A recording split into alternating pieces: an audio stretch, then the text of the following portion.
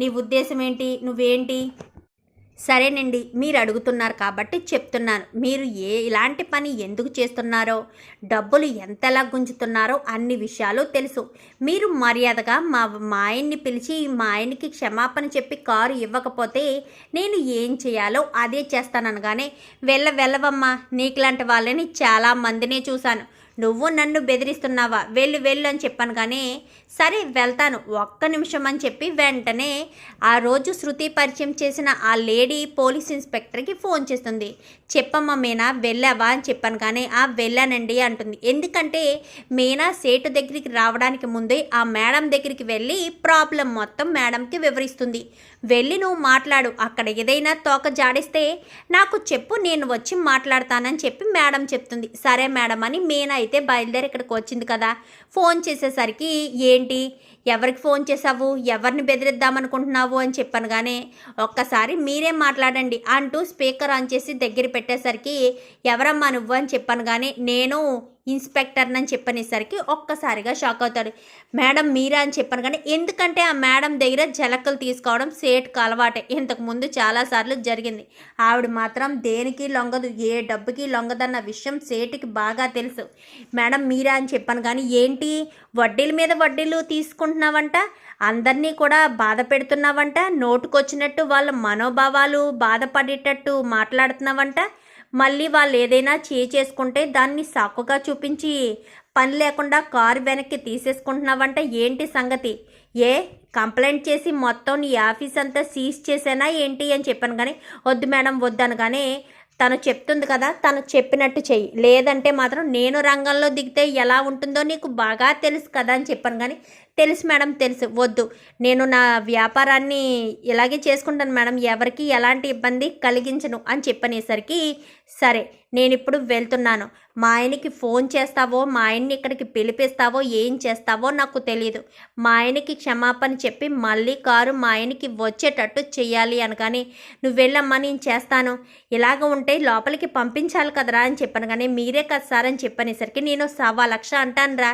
అన్నీ పట్టించుకుంటారా ఏంటి, నువ్వు వెళ్ళమ్మా అని చెప్పి ఇంకా మీనాని పంపించేస్తారు. ఏంటన్నా ఎందుకంత భయపడుతున్నావు అనగానే ఆ పోలీస్ ఇన్స్పెక్టర్ మామూలుది కాదురా బాబు, ఇంతకుముందు ఇలాగే ఏదో చిన్న గొడవ అయితే పోలీస్ ఇన్స్పెక్టర్ వచ్చేసి మొత్తం నా ఆఫీస్ అంతా ధ్వంసం చేసింది, ఆ తర్వాతే మిమ్మల్ని పెట్టుకున్నానని చెప్పనేసరికి ఇప్పుడు ఆ బాలుని పిలుస్తావా అన్నా, క్షమాపణ అడుగుతావా అన్నా అనగానే తప్పదు కదరా, మనం వ్యాపారం చేసుకునేటప్పుడు ఒక్కసారి పైన ఉండాలి ఒక్కసారి కింద ఉండాల్సిందే అని చెప్పనేసరికి సరే వెంటనే ఆ బాలుగాడికి ఫోన్ చేసి నేను ఆఫీస్కి రమ్మంటున్నానని చెప్పాను. కానీ వాడు రానని చెప్తే అనేసరికి ఏదో మాట్లాడాలంట, రమ్మని చెప్తున్నానని ఏదో రకంగా చెప్పరా, లేదా మీరే వెళ్ళి తీసుకురండిరా, ఎందుకు నన్ను తింటారు, నన్ను బ్రతకనివ్వండిరా బాబు అంటూ ఇంక సేటు లోపలికి వెళ్ళిపోతాడు. ఇదేంటో సేటు క్షణానుకోలా మాట్లాడతాడు అనుకుంటూ బాలుకి ఫోన్ చేస్తారు.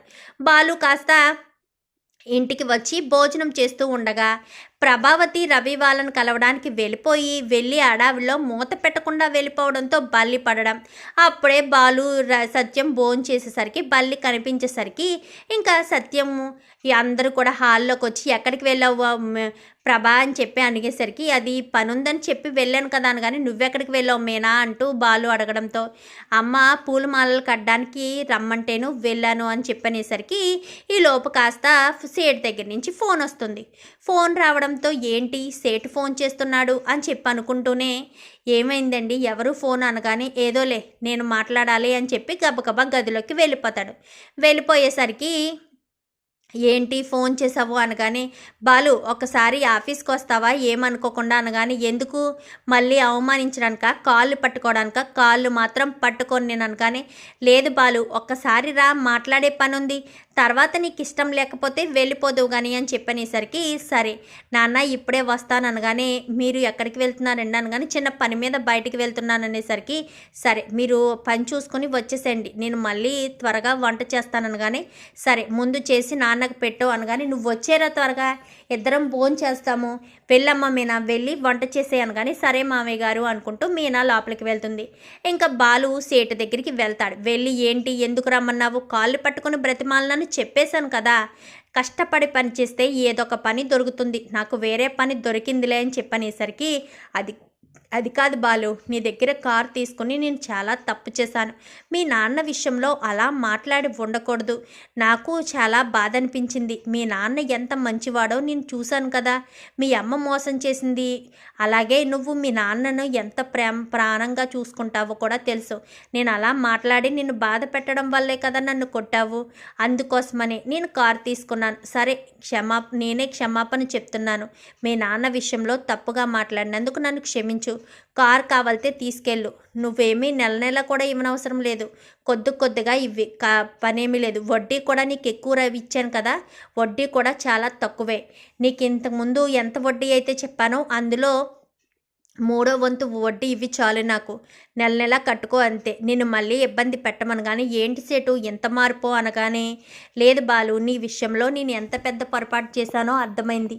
నువ్వు ఎంత బాధపడుతూ మీ నాన్న గురించి అడిగినప్పుడు నేను అప్పుడు అర్థం చేసుకోలేకపోయాను. కానీ నాకు ఇంటికి వెళ్ళాక ఆలోచిస్తే అప్పుడు అర్థమైంది. అందుకోసమని నేను చేసిన తప్పుకి నీకు క్షమాపణ చెప్పి కారు మళ్ళీ నీకు ఇద్దామని చెప్పాను. ఒరే, ఆ తాళాలు ఇవ్వరా అని చెప్పనేసరికి, ఇదిగో బాలు తాళాలు అని చెప్పనగానే, చాలా థ్యాంక్స్ సేటు అనగానే, ఏం పర్వాలేదు వెళ్ళు అని చెప్పి ఇంకా అక్కడి నుంచి పంపించేస్తారు. మొత్తానికైతే ఆవిడ రావడంతో సేటు గజగజ వణుకుపోతూ బాలు చేతిలో తాళం పెట్టేశాడు కదా అని చెప్పనేసరికి, ఇంతకీ వాళ్ళ ఆవిడే కదా వచ్చింది అనగానే, అవునరా వాళ్ళ ఆవిడే వచ్చింది. ఏదైనా భార్య ఎలాగా స్ట్రాంగ్గా ఉంటే భర్తకి ఎలాంటి కష్టం రాకుండా చూసుకోవచ్చురా. తన భర్త కష్టపడుతున్నాడని భార్య వచ్చి ముందు నెమ్మదిగానే అడిగింది. కానీ సేటు ఏం వినిపించుకోడు కదా, బెదిరించడంతో ఒప్పుకున్నాడు అని చెప్పి వాళ్ళు మాట్లాడుకుంటారు. మీనా ఇక్కడికి వచ్చిందా, సేటుని బెదిరించిందా, అందుకనేనా సేటు నన్ను పిలిచి మరీ క్షమాపణ చెప్పి తాళాలు ఇచ్చాడు. అంటే నేను అక్కడ పని చేస్తున్నానన్న విషయం మీనా చూసిందా ఏంటి అనుకుంటూ బాలు ఇంటికి వస్తాడు. కారు వేసుకుని ఇంటికి వచ్చేసరికి, ఏంట్రా బాలు కారు ఇచ్చేసాడా ఏంటి అనగానే, ఇచ్చేసాడు నాన్న అని చెప్పనేసరికి, మీనా వంట అయింది అనగానే, ఇప్పుడే అయ్యిందిరా, ఫోన్ చేయమంటుంది, ఈ లోపు నువ్వే వచ్చేసావు అనగానే, సరే రండి వేడివేడిగా వడ్డించేస్తానగానే కాళ్ళు చేతులు కడుక్కుని వస్తానని బాలు కాస్త కాళ్ళు చేతులు కడుక్కుని ఇంకా మీనా టవల్ తీసుకుని వెళ్ళేసరికి, సేటు దగ్గరికి నువ్వేనా వెళ్ళావని. కానీ నేను వెళ్ళలేదండి అని చెప్పనేసరికి, నాకు తెలుసులే నువ్వే వెళ్ళావు, సేటును బెదిరించావు, అందుకే సేటు నన్ను పిలిచి మరీ క్షమాపణ చెప్పి తాళాలు ఇచ్చాడు అని చెప్పనేసరికి, నేను కాదు అనుకుంటూ మీనా లోపలికి వెళ్ళిపోతుంది. మీనా ఏదైనా నేనంటే ఇష్టమే, పాపం మీనానే నేను బాధ పెడుతున్నాను అనుకుంటూ బాలు లోపలికి వచ్చేసరికి, ఏంట్రా ఎంతసేపు అనగానే, ఏమీ లేదు నాన్న, సరే ఆకలేస్తుంది రారా భోంచేద్దాం అనగానే మళ్ళీ ఇద్దరు కూర్చొని భోజనాలు చేస్తూ ఉంటారు. ప్రభావతి మాత్రం రవిని ఎలా ఇంటికి తీసుకురావాలి, బాలుకి ఈయనకి ఎలా నచ్చ చెప్పాలి, రవి మీద చాలా కోపంగా ఉన్నారు. వాడి పేరెత్తితేనే మండిపడుతున్నారు. ఇంకా వీళ్ళ మనసులు మార్చి రవిని ఎలా తీసుకురావాలి అని ఆలోచిస్తూ ఉంటుంది ప్రభావతి. అయితే ఇంకా మనోజ్ మాత్రం ఏంటి రోహిణి రోజు రోజుకి ఇలా అడుగుతుంది, ఒకవేళ నా జాబ్ పోయిందన్న విషయం తెలిస్తే బాలు కంటే రౌడీలా తయారవుతానంటుంది. నా విషయం కానీ తెలుస్తుందా, అనుమానం కానీ వస్తుందా, అనుమానం వచ్చి వాళ్ళ మేడంకి ఫోన్ చేసి అడిగిందే అనుకో, ఇంకా నా పని అంతే అని అనుకుంటాడు మనోజ్. అయితే చూద్దాం మరి రాబోయే ఎపిసోడ్స్లో ఏం జరుగుతుందో. వీడియో నచ్చితే లైక్ చేయండి, ఛానల్ని సబ్స్క్రైబ్ చేసుకోండి, పక్కనే ఉన్న బెల్ సింబల్లో ఆల్ పై క్లిక్ చేయండి. ఎలా చేయడం వల్ల అందరికంటే ముందుగా చూడవచ్చు.